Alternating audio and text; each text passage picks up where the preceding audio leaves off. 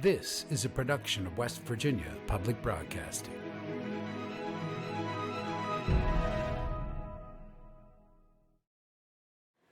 Hello there, howdy. Hey everybody. Hey there, hi there. Hello there, what's up? Thanks you guys for being here. My name's Adam Harris. I'm the producer of Mountain Stage. Great to have you with us. Thanks for supporting live music. We have a great show for you all tonight. And no matter who you came to see, I know you'll walk away a fan of something new tonight, because that's one of the reasons I think Mountain Stage is in the middle of our 40th year of live performance radio. Thank you so much for coming. There's a spring in the mountain and it flows down to the town. From NPR Music and West Virginia Public Broadcasting, with support provided by Bailey Glasser and by the West Virginia Department of Tourism, welcome to another Mountain Stage with your host, Kathy Mattea. There's a song. Mountain Stage is an anachronism. It's a live music show, that is music done live and then put on radio. Mountain Stage is a 2-hour radio show that we record in front of an audience, a ticketed audience, for delayed broadcasts to about 280 or so NPR stations across the country. To the live audience person, it's almost a review or a variety show in a sense. Typically about 5 acts on every show. And each of the shows can be listened to on the radio and also on podcast and anywhere that people find music. Thank you, thank you. Hello, and welcome once again to Mountain Stage, live performance radio from the Mountain State of West Virginia.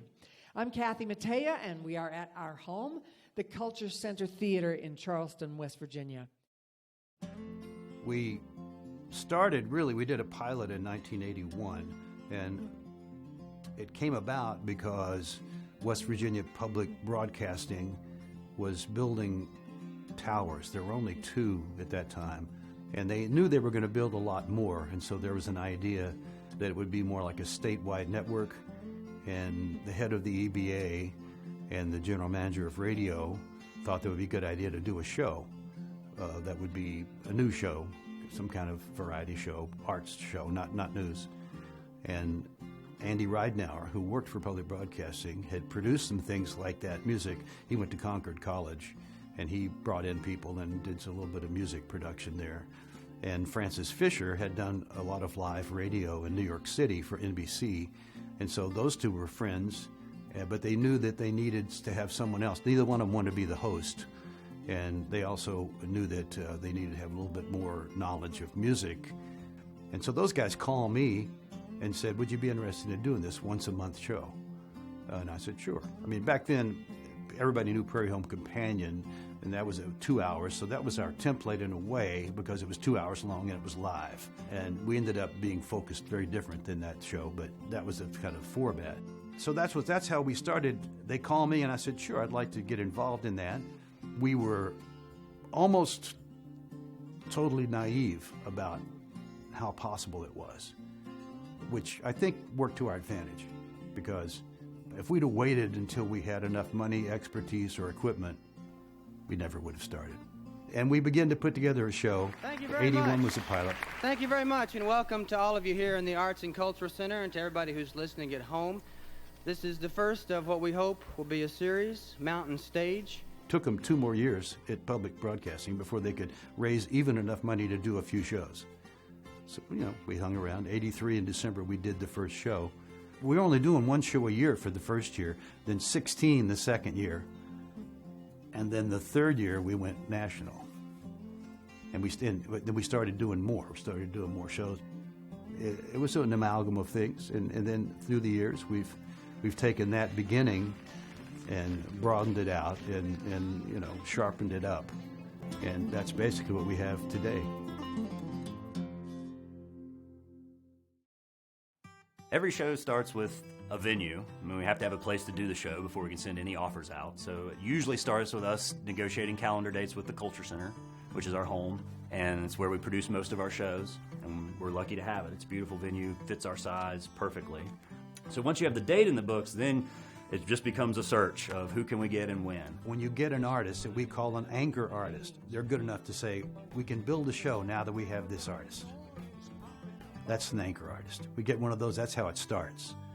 Then we try to figure out who can we put in there also that fits with that person, that works with that person, that could work with the same crowd, would be the same crowd might be interested in this person. That we started that. So then we book that person, and then, okay, the show might start taking shape at this point stylistically. It may also still have a lot of directions it could go if it's the right artist, and we can get by with a lot because of our format. You know, we would not be able to do the things we do if we were all bluegrass or all jazz or all country, you know. We would run out of styles. It would get stale really quickly, man. With our show, it's like you can have some stone cold country this week. The next week, it's going to be a seriously jazz flavored show. We might have a band from West Africa the next week. You know, it's so much different stuff. And I think that's what keeps it interesting for me, for the staff, but then also the audience. And that formula has served us pretty well for 40 years now. Scheduling is everything, and sometimes you don't exactly intend to have that eclectic of a show, but you end up with one, and at the end of the day, it's like, wow, that was really great. And often, the most eclectic shows are the ones where the artists enjoy each other the most. They're sitting backstage and going, wow, I really like that. Because that's different than what I do. They're engaged, you know, and I love that part about Mountain Stage is that often the artists are backstage just chilling, watching each other's, talking, you know, mutual admiration backstage all the time. Love seeing that. But the week before the show, I would start, when I was host, and Kathy does this now, start listening to the artists that are on that show, listening to their latest stuff, and then listening to other stuff, and then read stuff about them, and read more than just what they give you, more than their promo, so that you yourself have a feel, an opinion that you're trying to put it into a context for yourself, therefore, hopefully for the listener. And then you also have to do that one thing which seems trivial, but which, funny enough, that we've seen is more important than you think, which is the finale song. You got to pick a finale song, and hopefully the finale song you're making some statement with that finale song, either about what's happening in the world, what's happening in the show, or what's happening in music, and you're trying to pick something that maybe everybody in that could relate to, or is willing to try to relate to. It's fascinating to do that. And one of the things a finale song does is put it together in your mind. What is this show? What's the flavor of this show, this specific show? Because every show is like it'd be like an artist. Every show is a different canvas, and then the next show is a different thing. And it might even be a different style. You know, this is abstract expressionism, and this is photorealism. And that's what makes it interesting. So we've got the venue, we've got an act or some acts, and then we have to decide when the show goes on sale. And so for no reason at all, I like to have tickets on sale for 3 months at least, if we can. We usually now have a pre-sale for our members, and then they'll go on sale to the public about a week later, and then hopefully it'll be sold out by the time we get to show day. So once the artist, it's on sale, it's marketing, which is basically a lot of earned media, a lot of social media, just word of mouth, trying to get the show in front of the people we think might want to buy a ticket for it. And sometimes we have to work really hard to get those crowds. But it's worth it. You know, we appreciate this show. We like putting all this work into it. We want as many people to be there as possible, and having a great audience there is what sounds great on radio. Adam will start adding acts. I will have, at this point, had a room block reserved at the Marriott Town Center here in town. As Adam announces acts, I will generate contracts for them, performance agreements that come from us, which basically covers our right to broadcast it. One of the next things I do is we'll secure our catering for the show. I just work with the caterer. We come up with a menu. And honestly, if we can please 70% of the people, that's a win. I spend a lot of Saturdays, Saturday mornings, Saturday nights at airport, waiting for people and driving them around. That can be fun and also very nerve-wracking when you know that person was needed to sound check early tomorrow, and late night flight delay can change the whole schedule of the day. Following the venue, Adam then books artists, and then he sends all of that information to me, and I start building out our website, our events on social media, our events on Eventbrite, and also emails that go out to our members, and then also people that have signed up for our newsletters. So a Mountain Stage show day is usually about 12 hours, and it starts here at West Virginia Public Broadcasting, where we load up the rental vans, we get our beverages, anything that we need to set up camp at the Culture Center here in Charleston, West Virginia. We load up the vans and we head over to the Culture Center, get the green room set up and situated with coffee being made, everything to make our artists comfortable when they arrive, which usually starts about noon. In between that time, I sit down and check our ticketing, answer any emails that have come through in the morning, and then I start getting our dressing rooms prepped.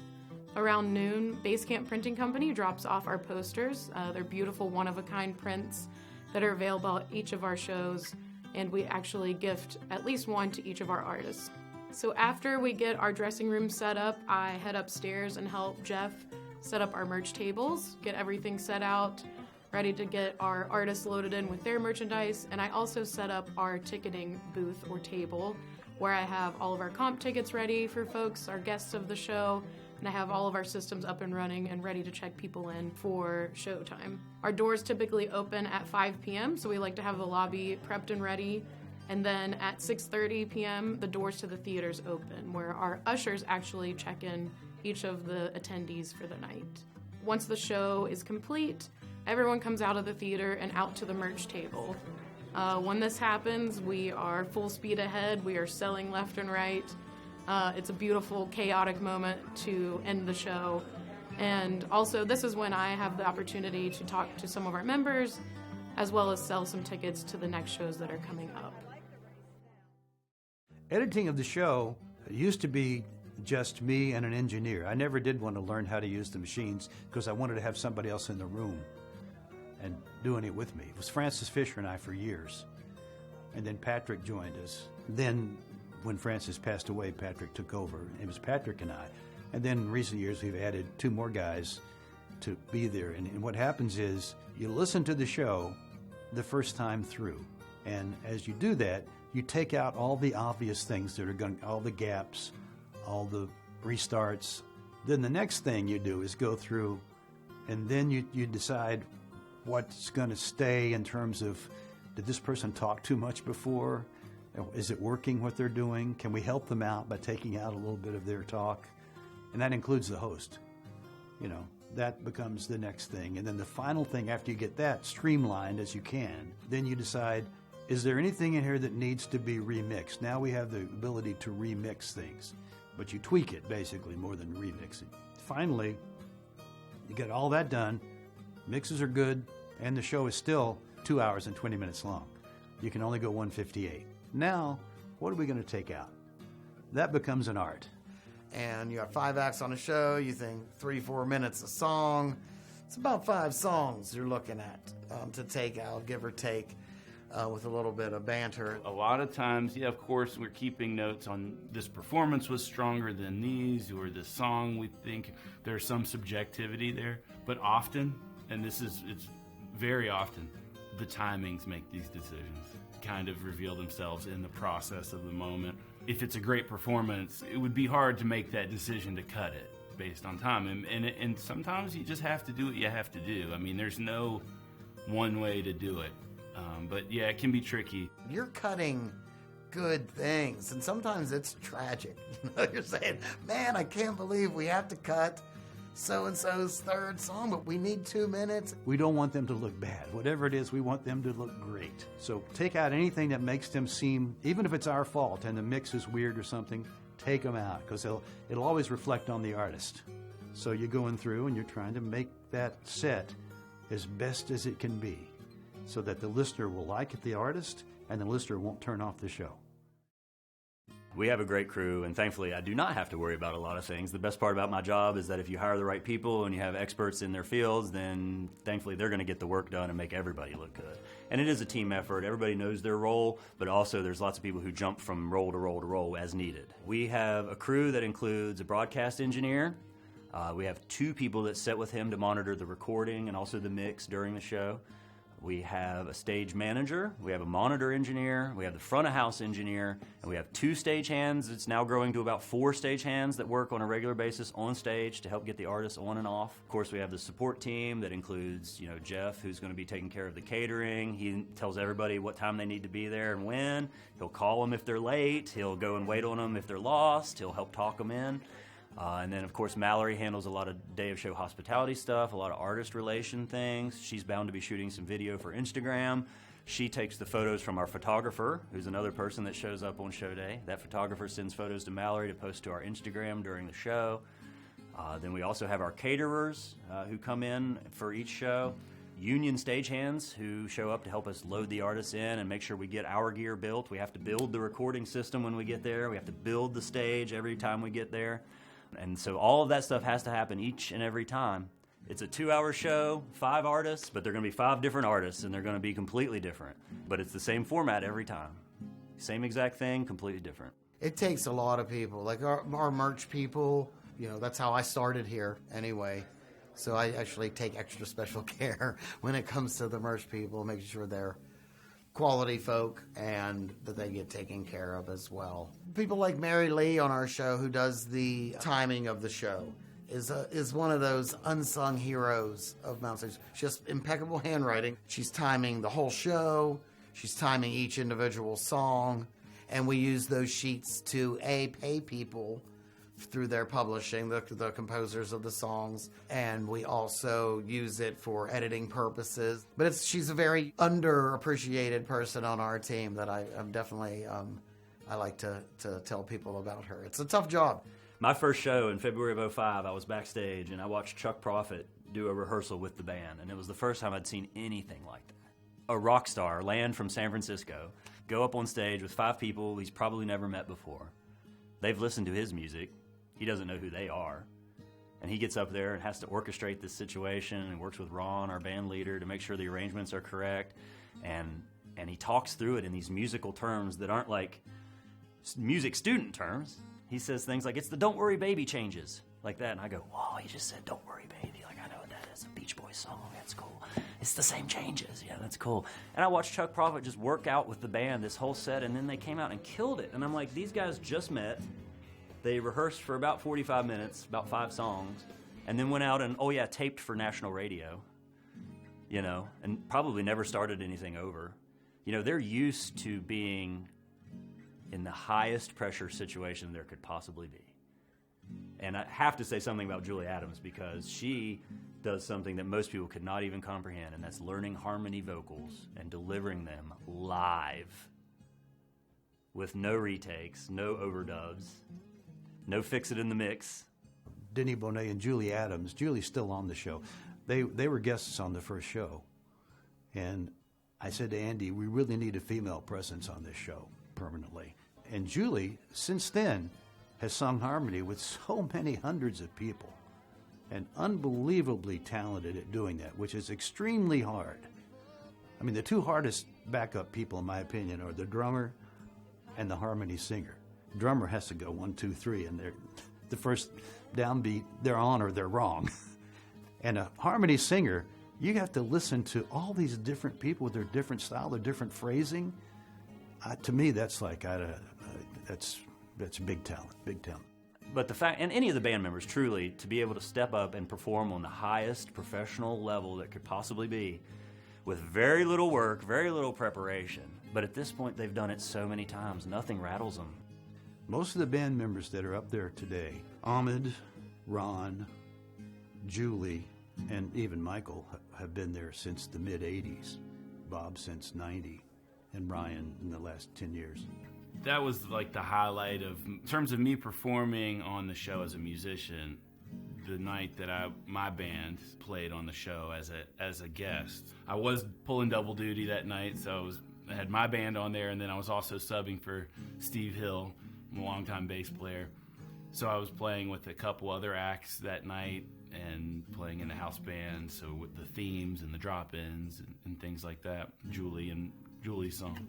I'm a bass player, so I geek out on playing the bass and providing a foundation for other people. So any chance I get to sub for Steve is exciting for me. It's more utilitarian. If I'm playing other people's songs, I'm making other people's music as good as it can be, and so that's always exciting too. I mean, there's just no way to overstate how much I love that. Any musician that's played knows what it's like to have those people that you've played with 15, 20, 25 years, 30 years for some of these people, So there's this intricate understanding, it's intimate understanding between the musicians. They just think on the same level. There are several reasons why we go on the road, why we do road shows. It isn't just because we want to get out of Charleston. It has to do with doing something that's a high profile, like going to the Kennedy Center. We did Town Hall in New York City, Berklee School of Music in Boston this last December. If we have an opportunity to do those kind of venues, we want to do that. We went to Scotland for the Celtic Connections. Yeah, we want to do that. First of all, we have to have somebody that wants us there. We don't choose to go somewhere. They have to want us and pay us to come there. So that's one reason. It's because the venue is like an important place. Another one is because the venue may be just a nice venue, but the station that wants us there is an important station. We want to be there, you know. And then the third reason is because, like, we're going down to Franklin, Tennessee. We want to do a show near Nashville. You know, at the time we're doing it, it's near the Americana Conference and stuff. That's an important reason to go. And there's a fourth reason, and this is practical. We make more money doing a show on the road than we do doing a show here. And some years, we've had to do that because we didn't have the money. When I first became executive producer, we were down an underwriter to the tune of about $50,000 or $60,000. You know, we were short. And without any prospects at that time, we took to the road. And I think in 2012, that was the first year we did more shows on the road than we did in Charleston proper. And that was out of necessity because we spend less when we go on the road. We get a fee to do the show and we cover our costs, and then there's some things we would normally pay for that we don't pay for. We still get the radio show, but it's like we've done it at a discount because we saved all those monies on some of that expense. And so that was essential at that time, thanks to the hosts who welcome us, you know, and program Mountain Stage, not knowing which artists are going to be on the show. This year, our 40th year, there's been a ton of interest because it is our 40th anniversary. We've been getting a lot of press. We brought in Kathy Mattea a couple years ago, who in a lot of ways is more popular than the show. So that's brought a lot of attention. And then we also brought in Kathy's booking agent to help sell the show. And so she's gone to places that have a proven track record with Kathy. And then she says, Kathy, now we're hosting this radio show. You could have them, and they bring 5 artists. It's this really cool thing. And then your venue is going to be heard on 280 stations across the country. And, of course, we want to go where we're invited. I mean, that's the key. Is if somebody wants to have you and you've been invited, then we should try to take them up on it. Some people may be a little bummed we're not in West Virginia as much, but it only helps West Virginia, and it only helps the show for us to go out to these areas for lots of reasons. And there's a reason we get support from the tourism industry.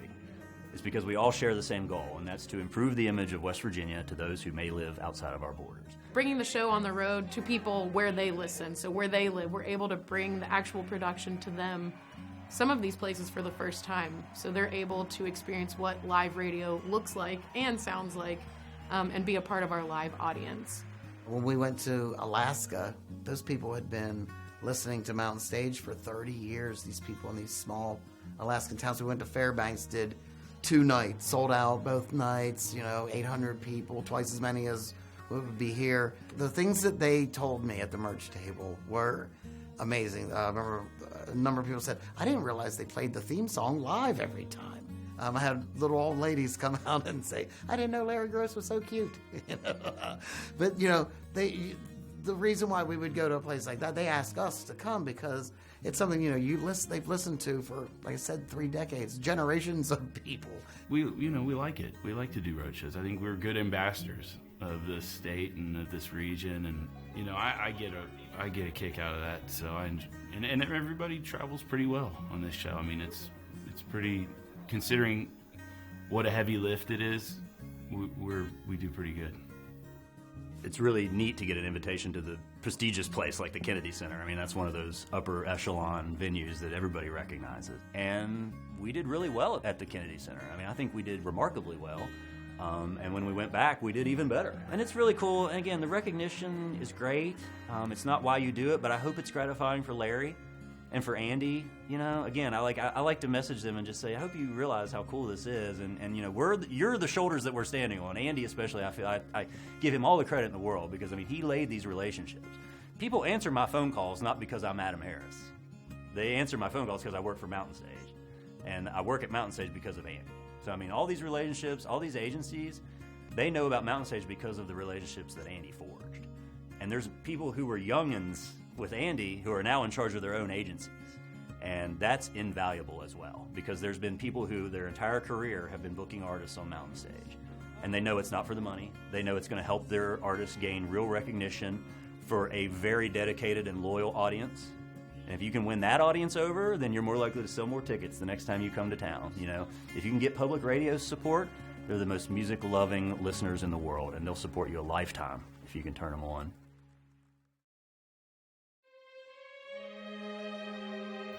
You know, I think the legacy of the show has already kind of been set. All the people that have come through this organization and done the thankless work, done the thankful work, it's been done. So our job now is to preserve that legacy. The legacy really lies with the musicians that come here and appreciate it and enjoy it. They like it here, you know. We are our own unique thing, and people come there and find comfort in knowing that we're going to welcome people with open arms, and everyone is equal when they walk through the doors of Mountain Stage. It's a family. I think the show's legacy is to show that you can do a national high-quality production in a small place. Here we are, Charleston, West Virginia, USA. We're doing this show from here. These are all people from here. And we're bringing in people from everywhere because we understand, just like you do, that they're good performers.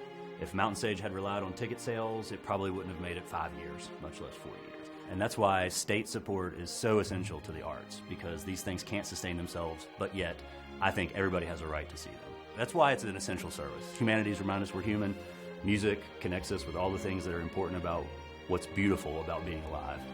And I'm glad we get to do that, and I love when we can turn people on to new music, because that means they're going to have a recurrence of that moment in their memory every time they hear that song, every time they hear that artist. It's like, man, I saw them on Mountain Stage. It was cool.